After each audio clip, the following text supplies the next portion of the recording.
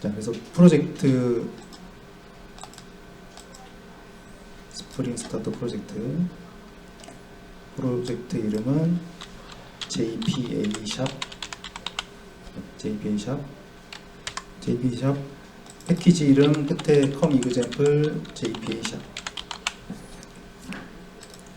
예, 그리고 이제 라이브러리들은 똑같은 이제 그러니까 MySQL JPA 타임리프 이거 조심하시면 돼요. 그래서 롬복 마이바티스가 아니고요.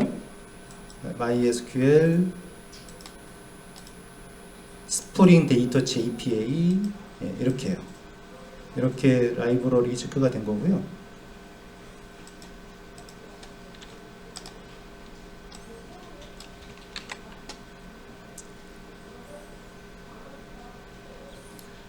툴킷 에러가 나잖아요. 네,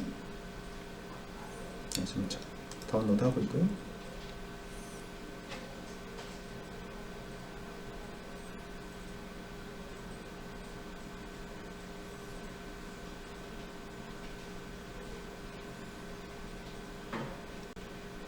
툴킷 에러 나면 빌드.gradle에서 여기 추가하고 리프레시.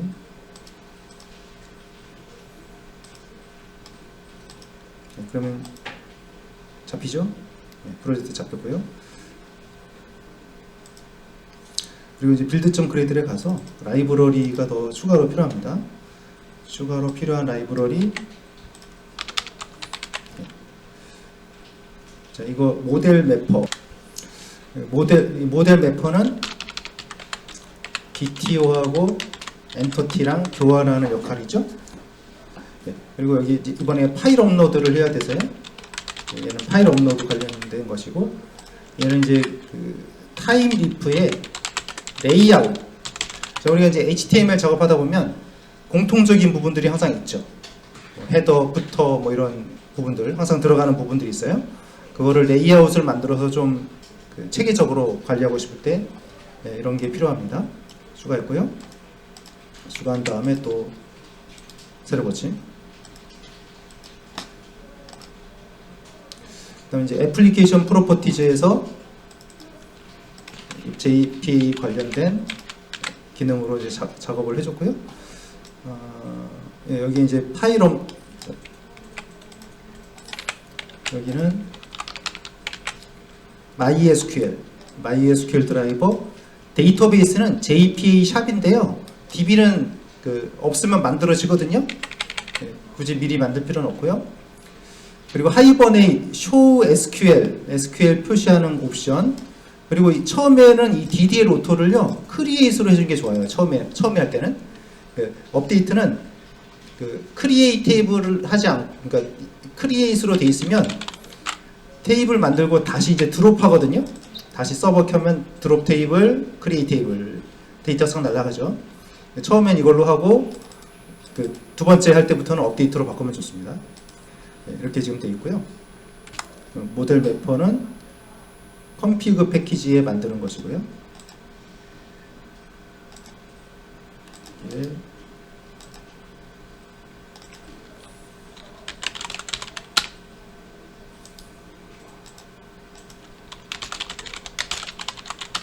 모델 매퍼 클래스 만드시고요. 모델 매퍼 컴피그, 모델 매퍼 컴피그라는 이름으로 만드시면 되고요. 그래서 이제 처음에 엔터티는 엔터티 패키지를 만드세요. 그러니까 이번 실습은 이거 여기다가 그 게시판까지 달 거거든요. 그래서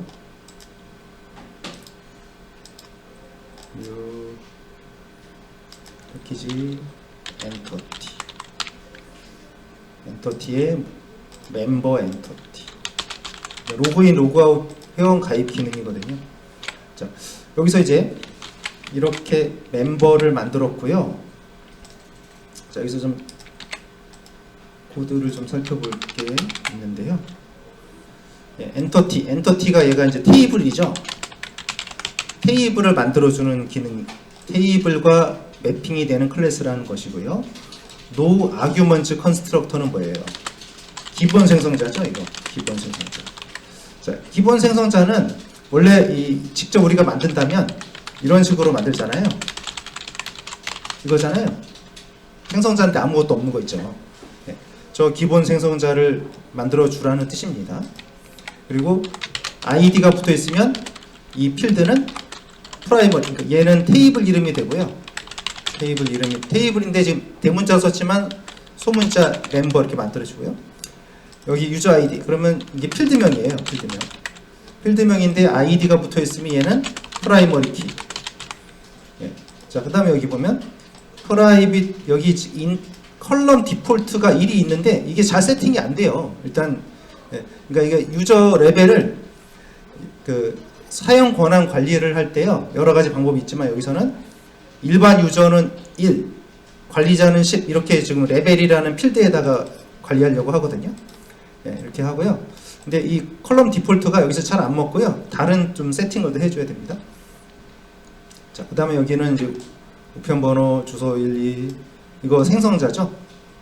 예, 그리고 자, 이거 프리 퍼시스트. 자, 이게 뭐냐면 퍼시스트 하면은 보통 이제 얘가 뭐냐면 뭐 영속 이런 뜻이죠. 영속이라는 건 임시의 반대라고 보시면 돼요.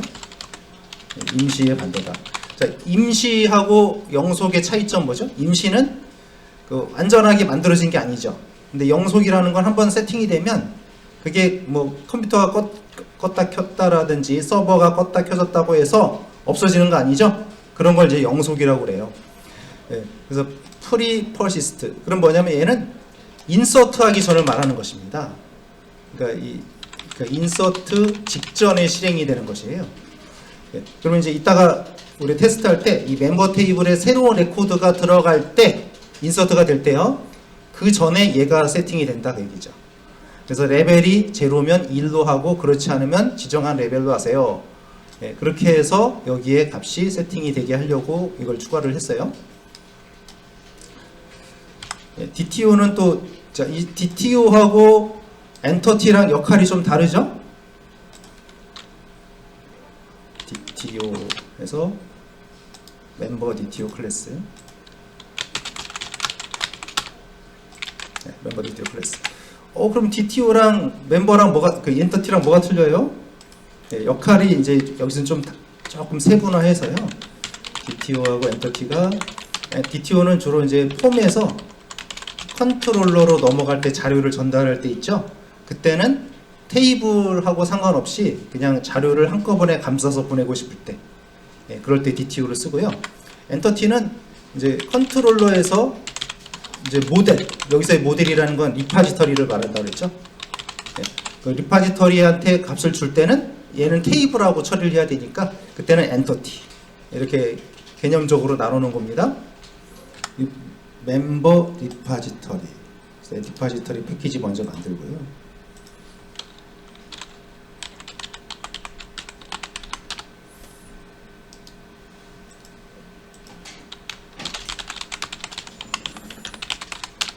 멤버 리파지터리 이런 코드죠. 자, 그래서 이제 이 역할을, 자, 우리 마이바티스랑 잠깐 좀 비교를 해볼게요. 마이바티스랑 JPA랑 이제 약간 좀 구조가 개념이 다르잖아요, 좀. 일단 아까 이제 DTO는 JPA 새로 나온 게 엔터티라는 게 나왔었죠. DTO 마이바티스에서는 DTO를 가지고 다 작업했는데 이제 이거를 얘 이제 컨트롤러에서 JSP에서 화면에서 컨트롤러로 갈 때는 DTO를 그대로 쓰고요. 근데 컨트롤러에서 이제 모델로 갈 때는 리파지터리, 지금 하게 될 리파지터리로 갈 때는 이 엔터티라는 거 쓴다고 그랬죠. 엔터티가 이제 모델 클래스. 그럼 DTO는요? DTO는 그냥 데이터를 그냥 전달하는 용도로만 쓰는 거예요. 테이블하고 좀 다르죠. 네. 그렇게 좀 여기가 좀 물론 이제 이거를요 이렇게 나누지 않고요, 그냥 엔터티에다가 DTO를 합쳐도 되는데 문제는 뭐냐면 이 엔터티에 있는 필드들은요 테이블에 그대로 다 만들어져요. 그럼 테이블에 불필요하게 필드들이 만들어질 수가 있겠죠. 예, 그거를 막기 위해서 나누는 것이고요. 그럼 이 엔터티랑 DTO랑 그 교환을 해야 될 거 아니에요, 데이터를. 예, 그게 이제 매퍼, 모델 매퍼. 모델 매퍼가 중간 단계에 있어서 얘랑 얘를 호환시켜주는, 마치 그 원화랑 달러 환전시켜주는 것처럼 한다는 얘기입니다. 예, 이런 게 들어가고요. 그 다음에 이제 그 마이바티스에서는 우리가 DAO 단이 있었잖아요. 근데 여기서는 DAO라고 하지 않고요, 리파지털이라고 말을 하는데, 그 다음에 이제 마이바티스에서는 또 이 매퍼가 있었잖아요. XML 쿼리, SQL 쿼리를 작성하는데, 얘는 이 SQL 쿼리를 작성하지 않죠. 작성을 할 수는 있어요. 예, 근데 거의 하지 않습니다. 함수로 다 처리하고요. 리파지터리가 얘는 또 인터페이스예요, 그죠? 얘는 또 인터페이스예요. 그리고 거의 그 웬만한 기능들이 다 만들어져 있고 필요한 것만 추가로 한다는 거. 그러니까 이게 제일 큰 차이점이에요. 나머지는 다를 게 없어요. 예. 자, 이렇게 간다는 겁니다. 그래서 리파지터리, 여기서 리파지터리인데 여기가 테이블 클래스고요. 앞에가 테이블, 뒤에가 프라이머리 키 자료형이죠. 멤버 테이블은 프라이머리 키가 유저 아이디죠. 스트링이죠. 그래서 스트링. 자, find by user ID. 자, 유저 아이디가 키 값이죠. 예, 유저 아이디로 그 멤버를 찾는 겁니다. 이거 SQL로 어떻게 만들어지냐면 이거죠. 이거잖아. 이런 거잖아요. 그죠? 자, 그 다음에 유저 아이디와 패스워드를 가지고 또 찾는 함수를 우리가 추가한 거죠. 유저 아이디하고, 자, 뭐 이런 거가 되겠죠? 그러니까 이 함수는 이렇게 처리가 되겠고, 얘는 이렇게 처리가 되겠고요. 나머지는요? 나머지는 다 있어요. 기본 만들어져 있어요. 기본 만들어져 있고 내가 필요한 것만 추가하면 되는 것이에요. 네, 이렇게 하시면 SQL 만들어지게 되고요. 자, 우리가 이제 컨트롤러 패키지를 여기서 이번 실습에도 만들어서 점 컨트롤러하고 이제 시작 페이지를 띄워야 되니까요. 홈 컨트롤러 이렇게 만들었죠. 그래서 네, 로컬호스트 하면 메시지라는 변수에 저장해서 home.jsp로 보내기로 했어요. 네, 페이지 일단 error.html은 자, 지금 이거 JSP 안 쓰고 있습니다. JSP를 안 쓸 때는 이거 있죠. 템플릿의 HTML을 작성하는 거예요. 스태틱에는 이미지, 자바스크립트, CSS 안 바뀌는 것들 있죠. 네, 그거는 스태틱에 넣으세요. 그리고 템플릿은 한번 렌더링 과정이 필요하잖아요. 그게 한번 가공을 해야 답이 나오잖아요. 네, 그럴 때는 템플릿인데 네, 거기에다가 HTML이죠. HTML error.html 에러 출력 페이지 이렇게 만들었고요. 에러 출력 페이지 그리고 head.html. 자, head.html은 이거 제가 그 디렉토리를 말씀 안 드렸는데 여기다가 이제 템플릿 밑에 폴더를 만드세요. 폴더 레이아웃이라는 폴더를 만들어서 거기다가 저장을 하겠습니다. head.html 자, 근데 이게 좀 특이하게 생겼죠. 자, 이 코드를 잠깐 보세요.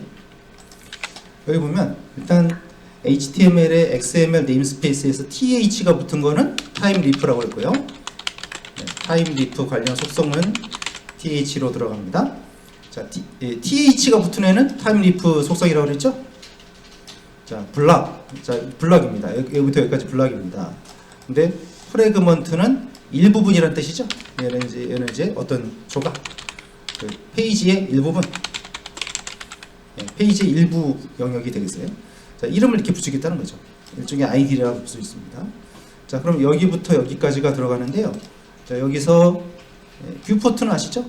뷰포트는 이 뷰포트 속성은 특히 이제 우리가 모바일에서 화면을 볼 때는 화면이 상당히 작게 보이거든요. 그렇죠. PC 화면의 거를 스마트폰으로 보면 당연히 작게 보이죠. 근데 여기다가 이렇게 해서 with device with initial scale 1 하잖아요. 그러면 화면을 크게 좀 보여줘요. 그래도 모바일에서. 모바일에서 필요한 세팅입니다. 이건. 모바일 화면에서 그 너무 이렇게 작게 보이지 않도록 좀 잘 보일 수 있도록 크게 글자를 크게 하는 그런 효과가 있습니다. 자, 스타일인데, 자, TH 붙는 타임 리프죠. HR 리프에서 자, 이거 있죠, 이거.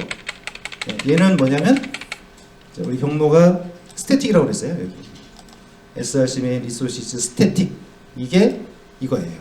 자, 그래서 앞으로 얘를 보면 SRC 메인 리소시즈의 스태틱을 말한다, 이렇게 생각하시면 좋습니다. 자, CSS의 부트스트랩 CSS.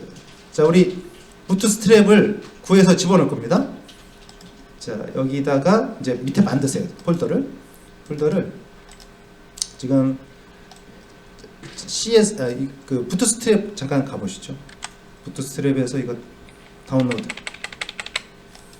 다운로드하면 다운로드가 좀 여기서 컴파일드 CSS and JS 다운로드 됐고요. 압축 푸세요. 그래서 들어가면 얘랑 얘 있죠? 카피. CSS랑 JS 카피해서 스태틱에다 붙이세요. 자, 이렇게 됐죠. 스태틱 밑에 CSS, JS. 그럼 부트스트랩 파일을 여기다 그냥 그대로 붙인 겁니다. 자, 그래서 여기서 이 얘기는 이제 이 얘기 아시겠죠? 얘는 CSS, 그러니까 스태틱 CSS에 있는 부트스트랩 CSS. 얘는요, jQuery. 얘는요, 스태틱 JS, 부트스트랩 JS. 이렇게 하면은 이제 이 페이지를 항상 헤더에다 넣겠다는 얘기예요. 모든 페이지예요. 탑.html, 그러니까 템플릿 레이아웃에 만드는 거예요. 탑.html. 그리고 여기에 탑 메뉴, 탑.html이요. 탑.html에 이렇게 들어가는 겁니다. JPA 샵 애플리케이션 서버를 켜고요. 자, 켜면은 테이블이 만들어지는 거 나오죠. 가다가 이렇게 드랍 테이블, 멤버 테이블 드랍하고 새로 만들고 있습니다. MySQL이요. 네, 이렇게 만들고, 네. 그리고 이제 로컬호스트 한번 쳐볼까요? 로컬호스트, 그래서 여기 로컬호스트 치면은, 자, 이렇게 시작 페이지가 이렇게 떴어요. 지금 부트스트랩 적용되어 있고요. 그리고 이게 이제 화면을 좀 줄여보세요. 사이즈를. 모바일 사이즈로 한번 줄여볼게요. 모바일 사이즈로 이렇게, 그래도 이제 이게 가로 사이즈가 반응형도, 부트스트랩이 그래도 반응형을 좀 어느 정도 기본적으로 잡아주죠. 그래서 이게 나오고 있는 것입니다. 자, 그러면 이제 아직 화면 단은 좀 더 작업을 해야 되고요. 자, 그럼 보시면 여기까지 보시면은 처음에 이제 이 홈.html이 떴잖아요. 이 컨트롤러에서 홈.html이 떴잖아요. 변수명 메시지.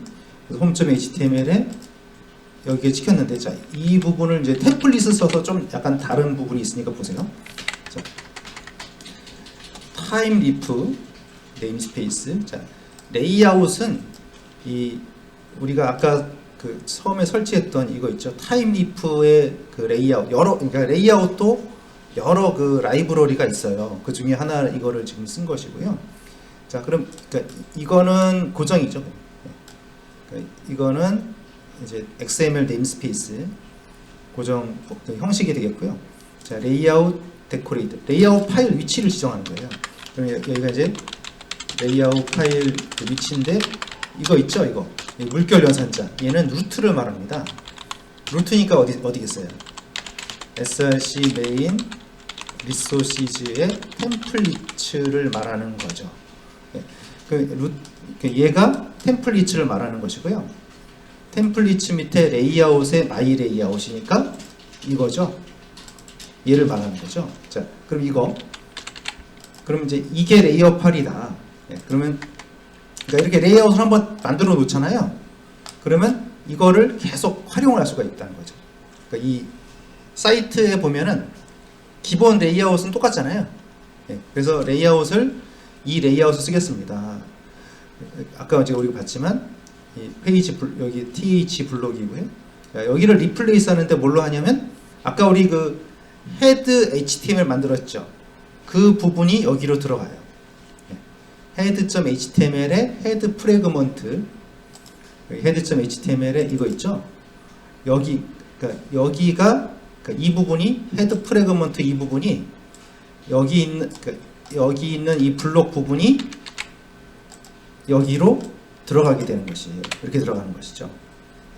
그리고 기본 포맷 만들었죠? 예. 여기 보시면 이제 리플레이 여기를 바꾸는데 메뉴 프래그먼트로 바꾸래요. 자, 그래서 메뉴 프래그먼트 아직 안 만들었군요. 레이아웃 탑.html의 메뉴 프래그먼트. 그래서 탑.html의 메뉴 프래그먼트가 또 이거죠. 그래서 여기요. 여기가 또 이 부분에 들어가게 되는 것이에요. 예, 그럼 항상 여기는 고정이 되는 거죠? 그럼 어디만 바꾸면 돼요? 여기 컨텐트 부분만 바꾸면 되는 것이에요. 네, 이런 식으로. 그러니까 이제 페이지가 보통 사이트에는 수십 개 막 페이지가 만들어지지 않습니까? 그러면 뭔가 좀 고치려면 또 이곳 여러 군데를 다니면서 또 수정을 해줘야 되잖아요. 근데 이렇게 템플릿을 쓰면은 좀 유지 보수하기가 더 수월하죠.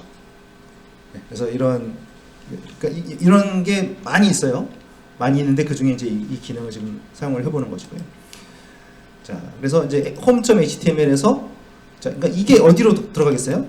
얘네들이 어디로 가냐면 아까 레이아웃에 여기요. 이 본문 영역으로 들어가게 되는 거예요. 나머지는 다 똑같고요. 네, 이렇게 하면은 좀 더 체계적으로 관리가 되겠죠. 자, 그래서 이렇게 지금 출력이 된 것입니다.